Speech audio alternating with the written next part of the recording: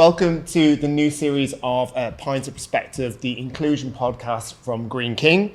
My name is Gary Clark-Strange, my pronouns are he, him, and in this series we are going to talk to many different fantastic people from across Greene King and learn about their experiences in life and in work, challenges, ups, downs, and everything in between. I am really excited today to be joined by three fantastic people who I know from Greene King are amazing people. So we have got TJ, Ellie, and we have got Ruby. Welcome. How are you all feeling? Good. That was a quiet start. Welcome to the podcast. Welcome to series 2 of A Pint of Perspective. So today what we're going to do is we're going to talk openly amongst friends. We want to talk about our experiences, about how we've faced some challenges in life and in work. But overall, what we want to do is talk about how we are overcoming these challenges and how, as people with various different experiences and backgrounds, that we can still be a success and still do great things. And one of the important things that at Greene King, but also in life, to help people understand experiences or to help people understand inclusion more, is to share stories. Storytelling is truly important. And that's what A Pint of Perspective is here to do. So if you're with me today, welcome to the journey. Welcome to Pint of Perspective. And we want to talk about you. Are you ready? Yes. Yeah. Great. Fantastic. So Ruby, I'm going to start with you because you're sat right next to me. So let's talk about you. Tell us who you are, what your role is at Greene King to start off.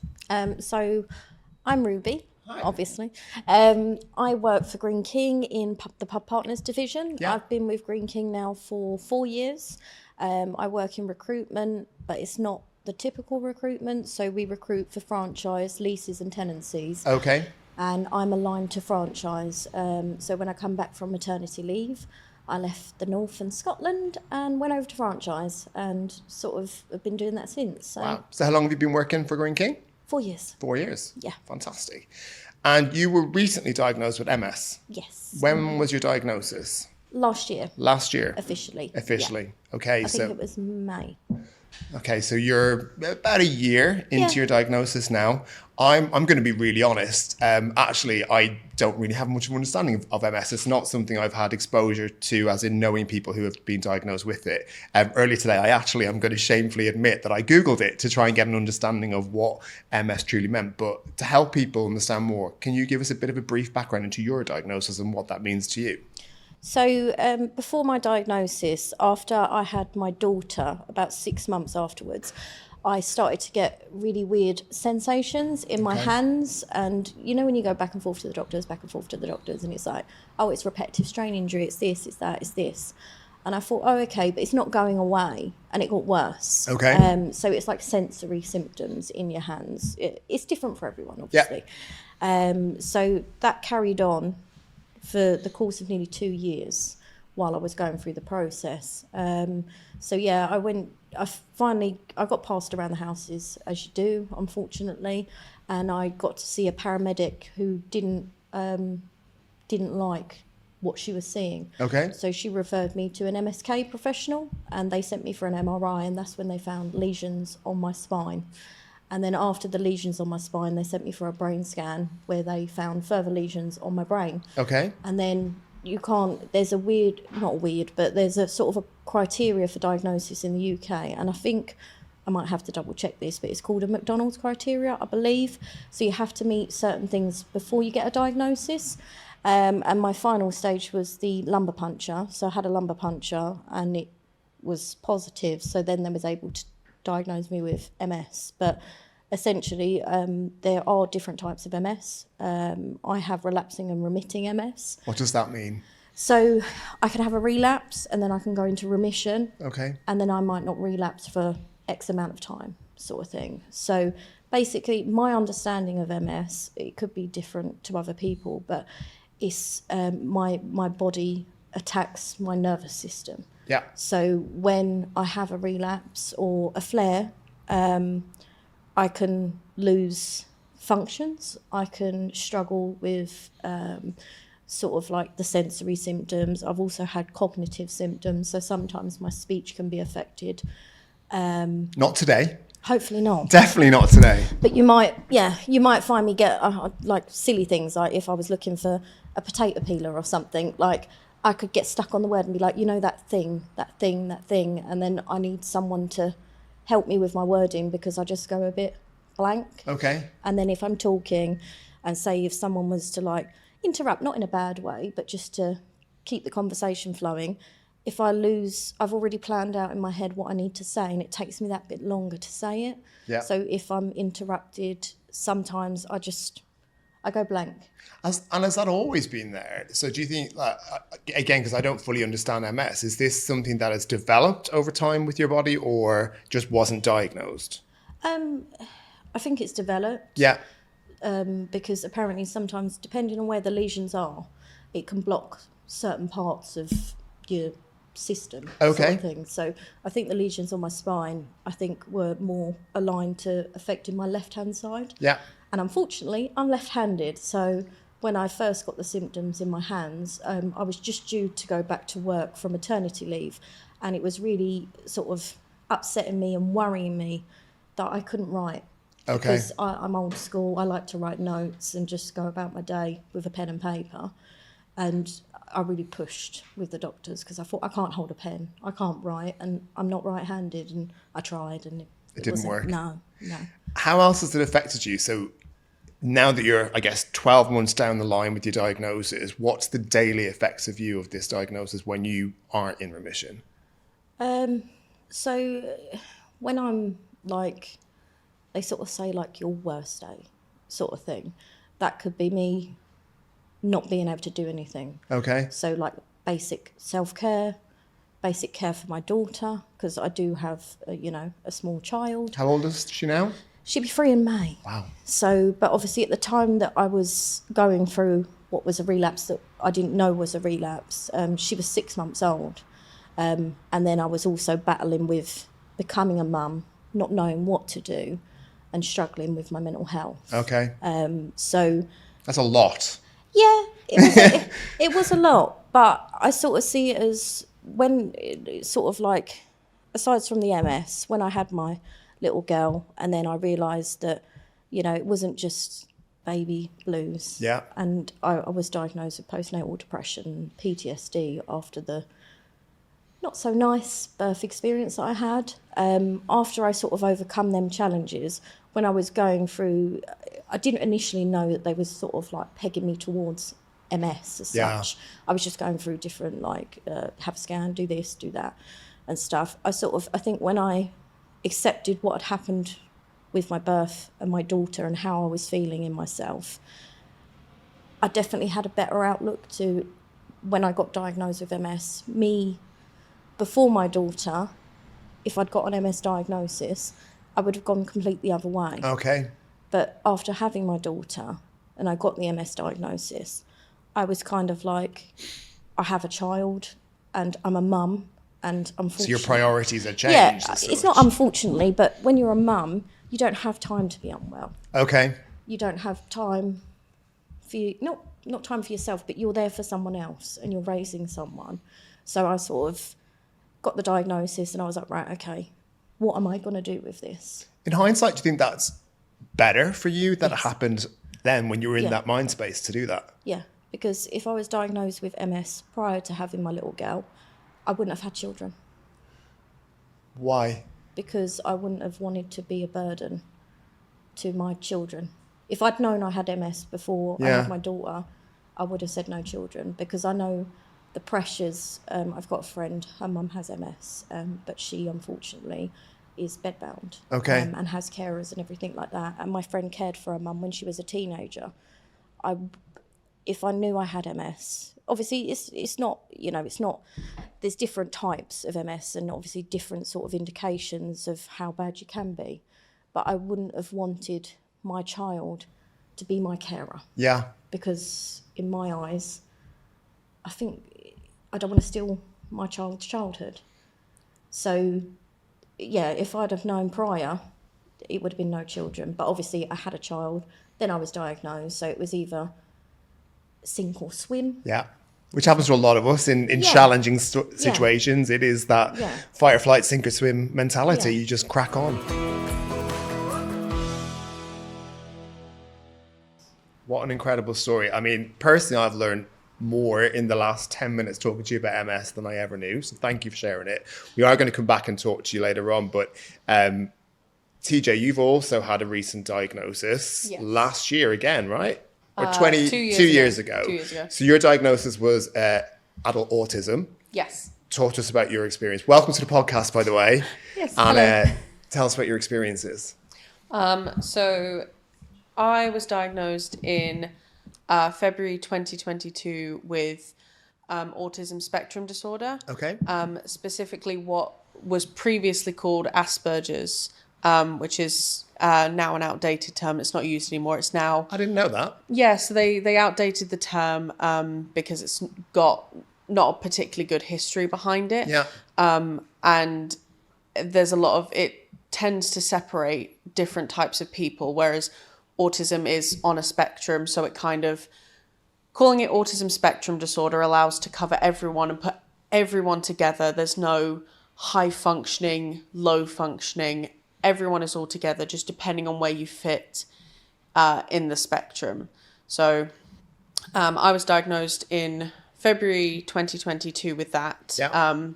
After waiting since I was 16 for a diagnosis. So And what age were you when you were diagnosed? 23. Okay, wow. So that's a long a few process. years. Yeah, I was passed around from sort of pillar to post between the ages of sort of 14 to 16, 17 with what we thought were really severe mental health conditions. At the time, I was too severe for one place. Another place said that I wasn't severe enough, so they wouldn't see me. And what were the symptoms that were displaying that people were thinking that?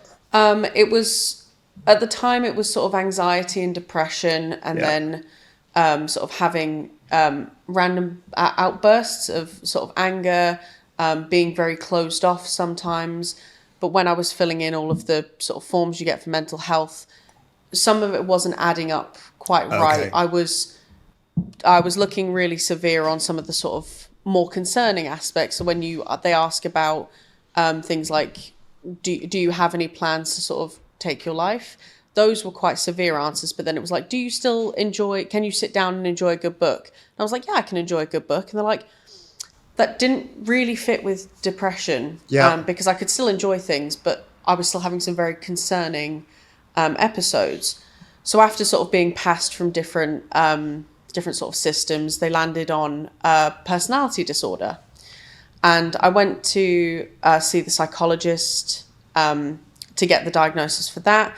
And at the end of it, he said, I show signs of a personality disorder, but not quite enough. And he said that he thinks it might be autism, because often people, particularly women who struggle to get a diagnosis, are often misdiagnosed with a personality disorder instead of it being autism. So he sent the referral off to the autism service, and being sort of 16, 17 at the time, they just said, because of the wait list, they're just going to pass me straight to the adult service, because there was no way It's going to take that long to get there. They said that no way I'd be seen by 18 to be seen under How as does a that child. feel when you're 16, you're struggling to, I guess, understand these challenges that you're facing, knowing then even that it's going to be a long process before you get an answer? As a 16-year-old, that's not easy. No, it was a struggle. I was going through so much, obviously, GCSEs, and then mental health issues, and then a variety of different health things. The only thing that sort of helped me sort of with this potential diagnosis is with my little brother. He was actually diagnosed when I was about sort of 15. Around the same time, they suspected I might have autism. My brother got diagnosed. And he was younger. Yes, there's a 8-year age gap, so he was still in primary school. So it was a really quick process for him. They tend to push it through quite quickly when it's in primary school. So my mum was coming home with all of these like leaflets and advice and things to look out for. And I have a distinct memory after this psychologist said, "We think you have autism." My mum came home and there was a leaflet, and she was like, "Here's some common traits for people with autism." And me and my mum were looking at it, and we were going, "Oh, that one's mine. I have that one. I have that one." And I ticked off pretty much 90% of the sheet, and we went, I wonder if this is real. I've spoken to a Someone's few onto people with autism diagnosis where it's been other people that have said, you know, do you think this is where you might be heading? Because actually they've seen it, or I heard other stories of people who are autistic being able to then say to other people, well, you're displaying traits that I think could lead to that. Does that feel, I guess, I don't know what the word is, like it's not like a good feeling, but is it helpful at that time to start to think, oh, I can put a label on this? It was one of those things that when I got my diagnosis, I didn't really know how to feel, because when I spoke, because I had a phone consultation, and the psychologist who I'd been speaking to for the year of my sort of diagnosis process, I was under the care of one psychologist, and he had a call with me, and he discussed all of my assessment. He discussed the conversations that he'd had with my mum to help with the diagnosis. Yeah. And then he gave me my formal diagnosis, and I started crying because I was like, I have an answer. Is that relief crying? Yes. Wow. It was like, I finally have an answer for all of these little things that I don't understand about myself and struggles that I have, and I finally have an answer.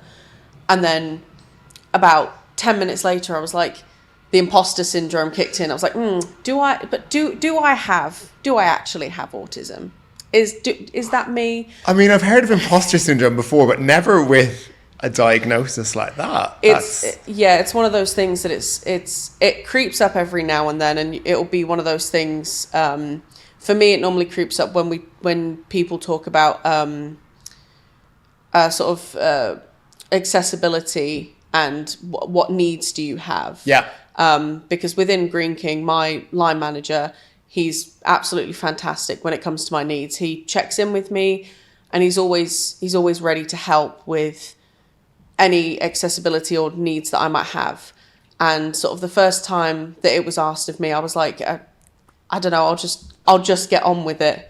Like I'll truck through, I'll make do. As in to do something that you weren't capable of or didn't feel comfortable to do. Yeah, it's like it comes with being diagnosed as an adult, because as a child, anytime I struggled with something, I wasn't entitled to the help. I didn't have a reason for any help, so it was just truck through and make do with it. So it's hard to ask for help, because it's like, oh well, if I managed to get over these things when I was 13, you had your coping mechanisms. Why can't you use them now? So if we fast forward to today you work at Greene King, and what's your job? I'm the engagement analyst with the People, Data and Insights team. What does that mean for anybody else listening? So it's a very fancy term.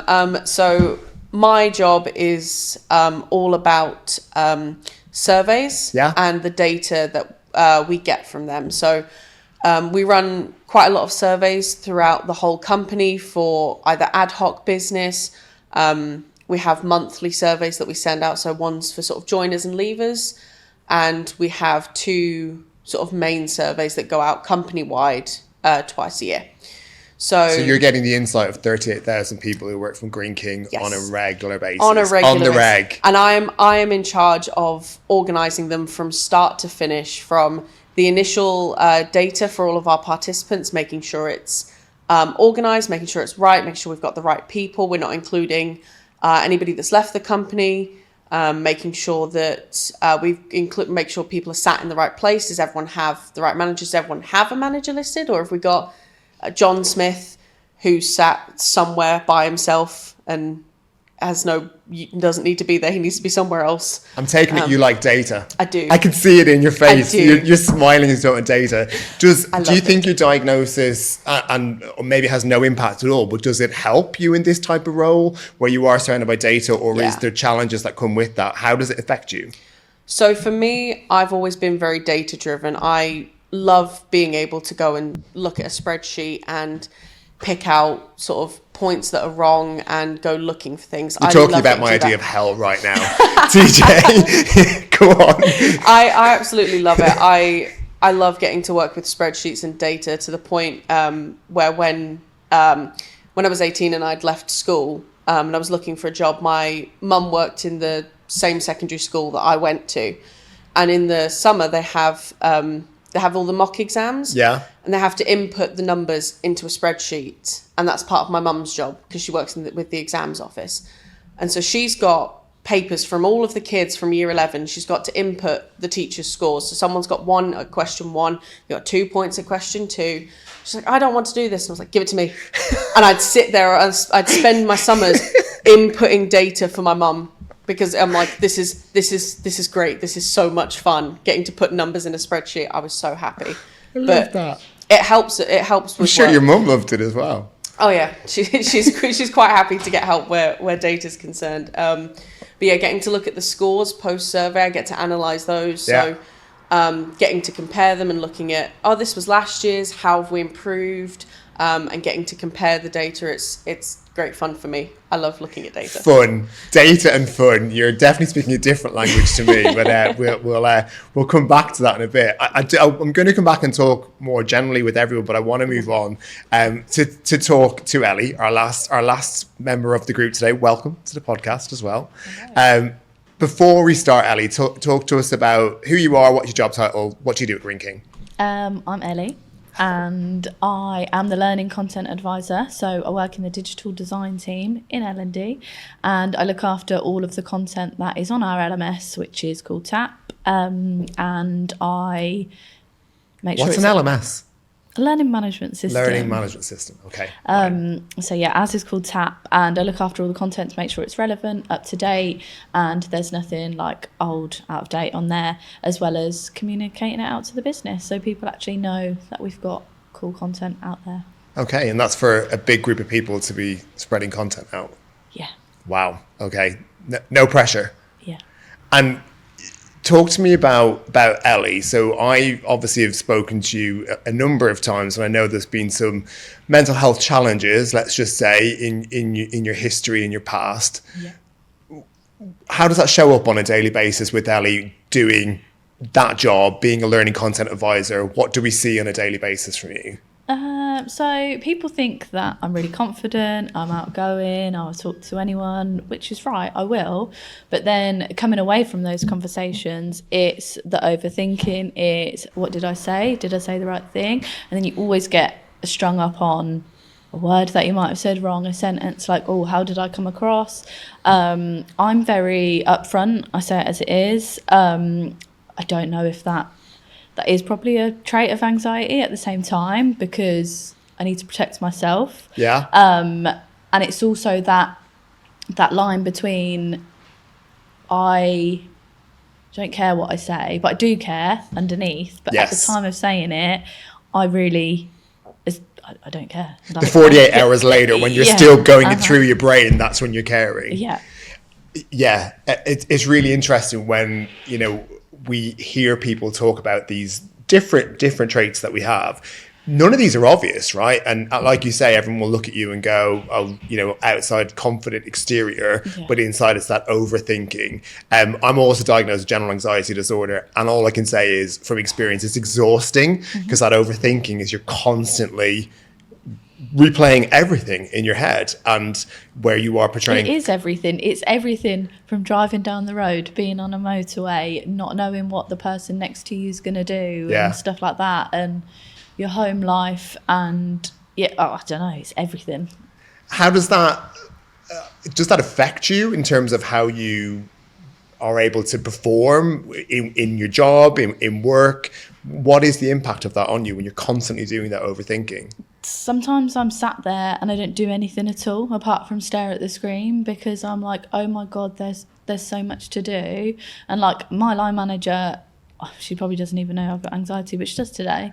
Welcome to the knowledge. But the traits are I'll constantly ring her like 5 times a day to check that I'm doing the right thing and to get on board. And then like once every month we'll have like a check-in and an extra catch-up on top of that, because I need that to put everything in order. Your level of comfort. Yeah, I need it to put in order to make sure that I'm on track, that I've got a list of everything to do that I can tick off and stuff like that. I need to be organised in my head or it will explode. Yeah, I can relate. When do you think this started? What's the What's the history of this with you? I feel like it's always been there since I was young, but it only really started playing out when I was maybe 17 and just before I went to university and Was stuff there a like trigger for that, or? Yeah, so I think since I was 5, my mum's been in a mental health hospital. Okay. A high secure one, very high secure. And she had a personality disorder, or she's got a personality disorder, it doesn't go away. And yeah, she was in there since I was 5. So I went to live with my grandparents, and they basically raised me as best they could. They've done a great job. Done a great job. And it was the constant like going to hospitals to see her and all stuff like that. So would you go and see her from a young child? When did you? From when I was 5. My Wow. nan said like, I'm not gonna keep it from her. I'm not gonna hide her from it. But Did you understand it? No, I am gonna protect her. Like, it was very much like, it was a bit like a prison. Okay. And like, you go through security and stuff like that, but because I'd done it so often, Normalised. I was used to it. Like, when I went to school, people would be like, oh my god, like they'd be talking about me, there'd be rumours, there'd be the bullying and stuff, but I didn't really care because it was literally normal life to me. And then it started to get worse maybe 3 years ago, so just after my son was born. She came out of hospital, so she'd worked her way back down the ladder after 20 years and came out, and I had control over the situation of her being in there. I could go and see her when I wanted to. It was 4 times a year, so I knew when it was coming. We'd split it up Regular, controlled. And then it started to get a little bit more, but that was fine because we worked our way up. And then it was that she can come and see you whenever she wants now, so she can turn up and you've got no control over it. And I'm I didn't feeling like it. tense just you sharing that. Yeah. I don't know why. And everyone was literally like, why are you reacting like that and stuff? Because at one point my nan said to me like, what is it? And I was like, I don't want her here. Like, not that I don't want her here, because that wasn't how I felt, but it was, well, why is she here now? It was that resentment, it was the anger, it was everything in between that made my anxiety 10 times worse. Then having a child on top of that makes it 1,000 times worse. But how'd you get through it? I don't know. Well, I've always been that kind of person that if someone tells me I can't do something, I will do it 10 times determined better. Yeah. So from a young age, there were social workers saying, oh, to my nan, you do realise Ellie won't be sat there all this time like colouring. And my nan was like, how dare you, like, who are you to tell me or her that she can't do something? So I did great at school, I went to university, I did a year abroad, I went to Disney, I performed there, I went to Camp America and worked with children with disabilities. You performed at Disney? Yeah. Rewind. Go on, tell us more. I was a character performer at Disney for 6 months while studying at the same time. It was just amazing. That's a life experience. Yeah, because they told me I couldn't do it. I was Right. like, I'm doing it, whether you like it or not. Love that determination. And then I've just been at Greene King all the time, but that's like my safe space, I think. Yeah. I've been with Greene King for 10 years, and like, maybe I want to branch out, but I don't really. Like, I don't know. It's so interesting though, you say safe space, right? But yet 3 minutes ago you said you don't know if your line manager knows that you have anxiety. Yeah. So if you feel safe, and I can relate, but it's how you then say it out loud. I think it is saying it. Like, once you say it, it's that label. It's out there. And it is a label. Like, if someone was to say it to me, oh, I've got anxiety, like, and you didn't know their backstory, you didn't know much about it, you'd be like, have you really? Because I think that about myself. And I've got... So we've got more imposter syndrome yet again coming into the play. Yeah. Wow. Thank you for sharing that. That's a really challenging story to share. But I do think with all of us that have shared stories today, the important thing to do is to be open, because it will encourage other people.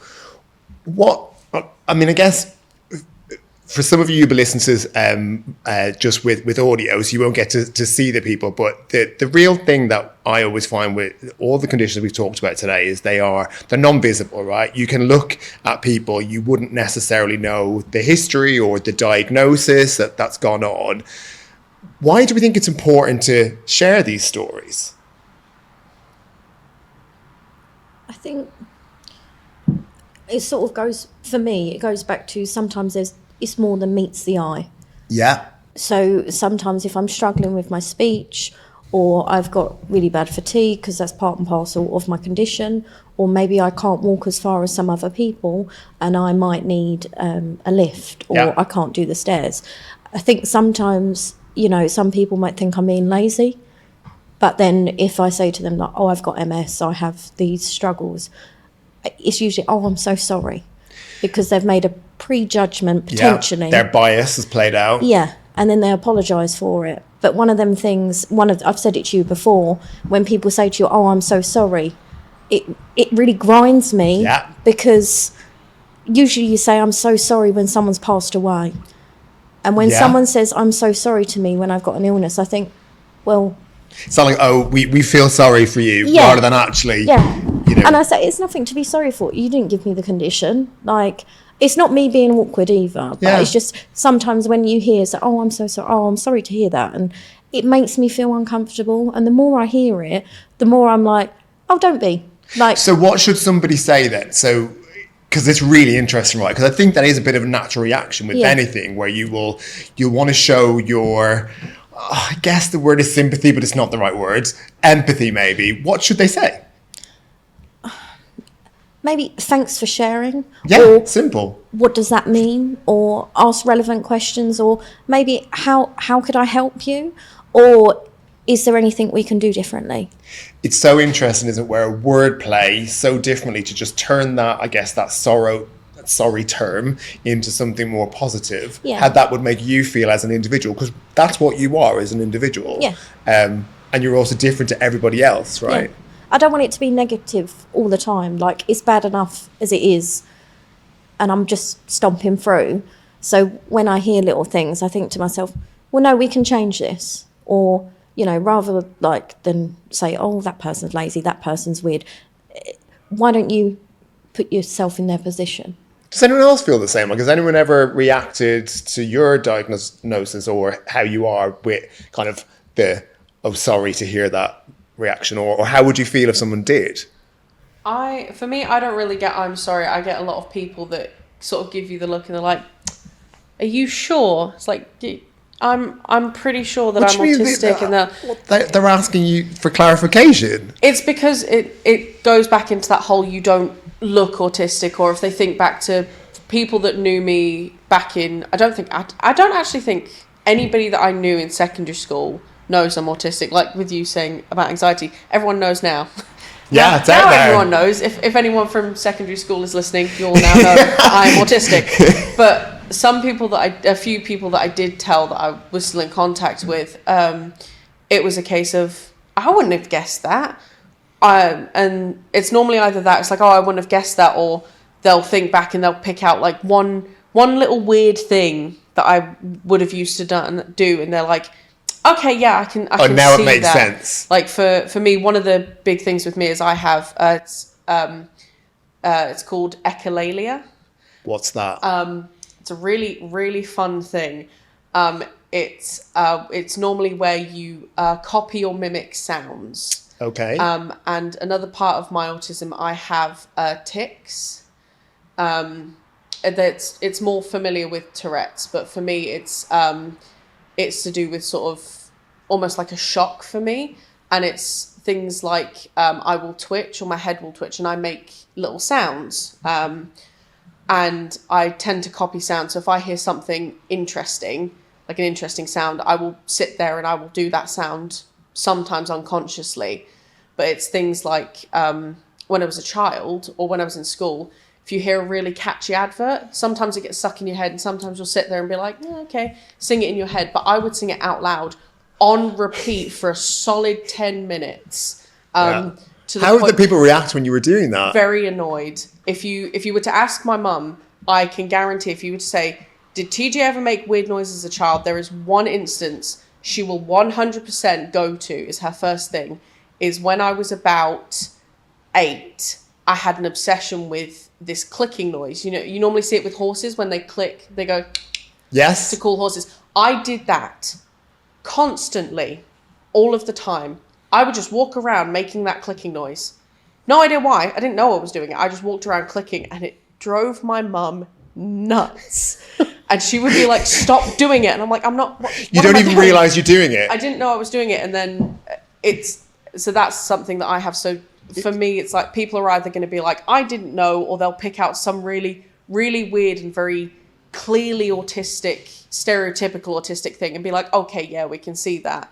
But then, and as well, I guess at the time, people might be like, oh, it's not knowing that it was autism, but it's just they're being naughty, or they're misbehaving, and the impact of that when actually you weren't even aware you were making that noise.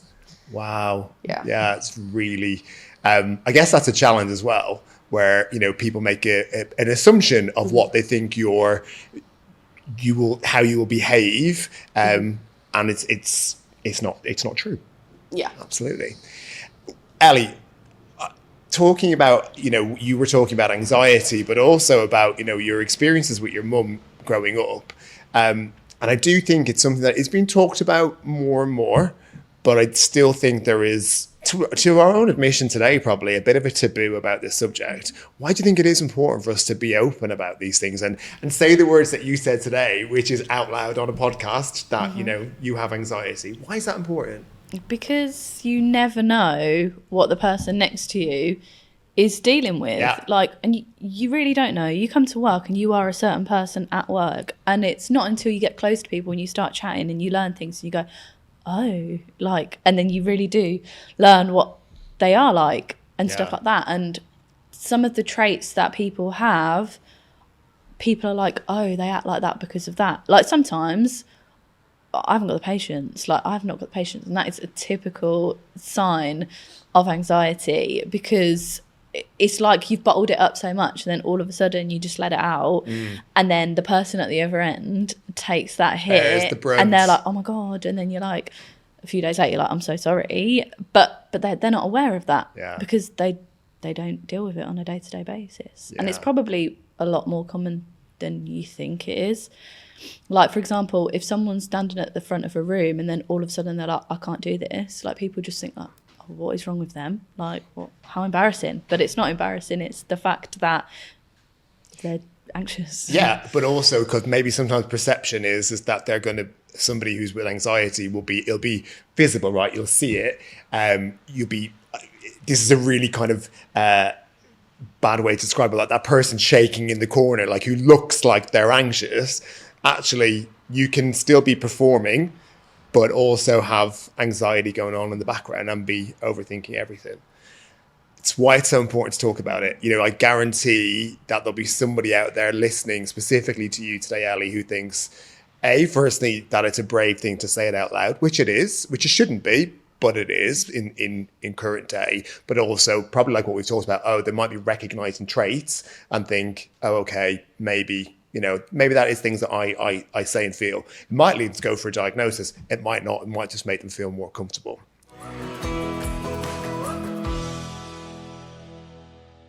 Why was it so important for you to come today and be part of this? It's a brave thing to do, to be part of this and share your story. Why is this important to you all? I suppose I wanted to change the narrative. Yeah. Because I've got a lifelong condition. I don't want it to hinder me, and I want to be able to speak about it. And one of the sayings that's quite big within the multiple sclerosis community is, I have MS, but it doesn't have me. And I try and live by that. Say that again. I have MS, but it doesn't have me. So it doesn't control me. It doesn't have me. I'm just processing that in my brain. That's powerful. Yeah. So I try to live by that. Just because I've got it, it doesn't mean it has me. It doesn't own you. Yeah.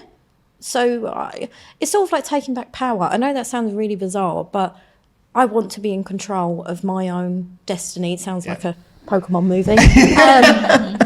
But I want to be in control of what I can do right now and future me. So I don't want to give it power. Yeah. It's really weird. But when I speak about it with other people that have chronic illnesses and conditions, they're sort of the same vibe. They understand. And I just think... There's a commonality. Yeah, I just think I'm definitely about a PMA. I think if I tackle something with a positive mental attitude, I'm going to get a better return. If I sit and wallow and feel sorry for myself, I'm going to make it worse. Yeah. So I've just got to keep it moving. And that's why I'm here today, because I wanted to speak about it, because I don't actually know anyone with multiple sclerosis. Okay. So if I get to meet people, Hey, yeah. yeah. Definitely. And I think there's a few, talking about change in the narrative, there's two things you've said today. And I think the story around, the reaction of, oh, I'm sorry. I think that's a narrative that if people, it's one of those things, right? Once you hear that it'll change your mindset, the next time you face into that. And then I've forgotten it already. I have MS, but it doesn't have me. But it doesn't have me. That's a narrative change. And that could be used for anything, right? Yeah. Yeah. TJ, why was it important for you to come? So for me, it was sort of two sides to it. The first side is to represent females who have autism. Yeah. There's always this whole thing that males with autism tend to get diagnosed quicker and earlier. Didn't know that. Females tend to get a later diagnosis. It's because we tend to mask our symptoms and we get on with things. Yeah.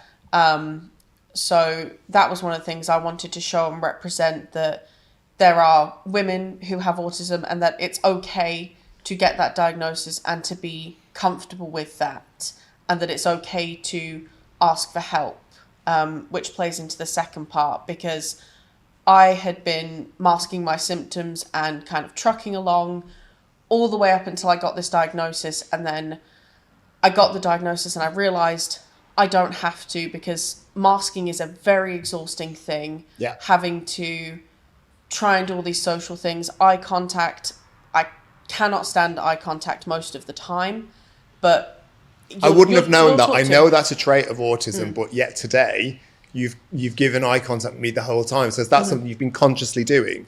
Yes. Okay. It's something I constantly think about because you've been trained to. But for picking that up, one of the other reasons why I wanted to come here was to show for myself, other people, and people who know me and those who don't, how far you can come. Because when I got my diagnosis and I initially realised I can ask for help now, I don't have to mask myself. And I almost went to the stereotypes of being autistic for about 6 months. I stopped masking and I really actually struggled because I wanted to do a hard reset. I wanted to understand what autism was for me, how it affected me, without using any of the very unhelpful coping mechanisms I'd picked up as an undiagnosed child.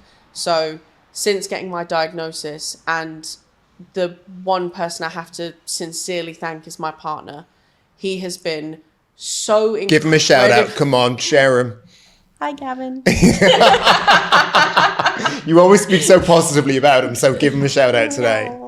Yeah, he has been a complete lifeline. He's been ridiculously patient with me. He has helped look into things with me, and he has spent the last 2 years of my diagnosis working with me and really trying so hard to help me and to help me learn how to deal with my autism in a way that I can function just like anyone else, but without having to mask my autism. So I can still be openly autistic and embrace my traits. Proud? Proud. To be autistic? Yes, very proud.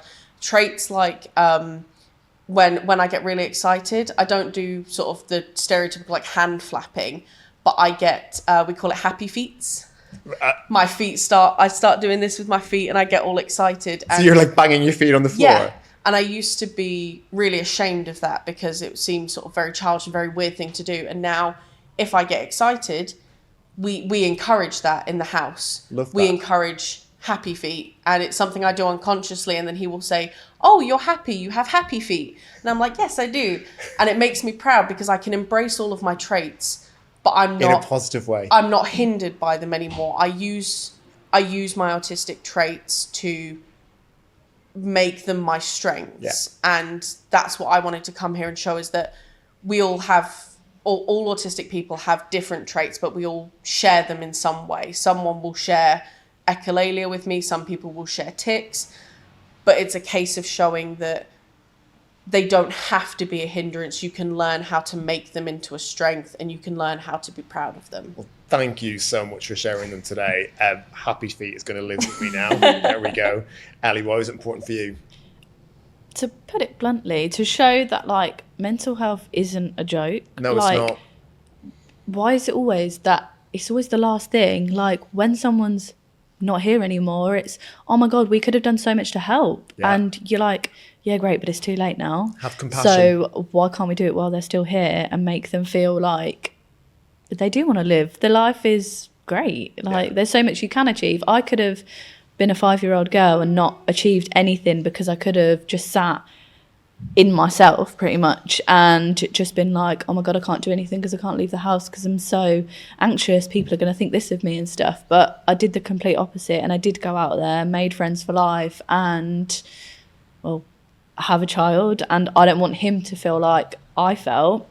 And if one person feels like they can talk about it, then well, I've done my job. Like, You will have opened the door, I guarantee you. We want it to be more than one person, but if one person does, always that's overachieving. Yeah. Always overachieving. Thank you all so much for sharing your stories today. As I say, it's been really important. We are coming towards the end of the podcast, but one thing I'm really, I guess, passionate about showing, and we've talked about successes naturally throughout this conversation, but quick fire round to finish off. What's the proudest moment that you've had since your diagnosis or since your realization of your diagnosis that you can share that is showing that it doesn't own you? You are still a successful, doing amazing things. I'm putting you on the spot. I haven't briefed you on this specifically because I wanted to see what came out of your mouths. My apprenticeship. Your apprenticeship, yes, and you're going to smash it. I'm on. I've got like a 2-year gateway, but they're pushing me for my exam in July, so that's exactly a year. So my coach was like, I can get you done quicker, and I know you can do it quicker because even though I'm part time, I'm leveling out with people that are full time doing the course. So legendary. To me, that's an achievement in itself. Well done, Ellie. Well, it's got to be having my son because, I don't know. I feel like I put everything into that, and I will never let anxiety define me as a mum because I'm a great mum. You are a great mum. You are. Thank you for sharing that. TJ? Mine's going to have to be my self-control. That's probably my biggest achievement is I've learned who I am and how to learn and sit and control my emotions.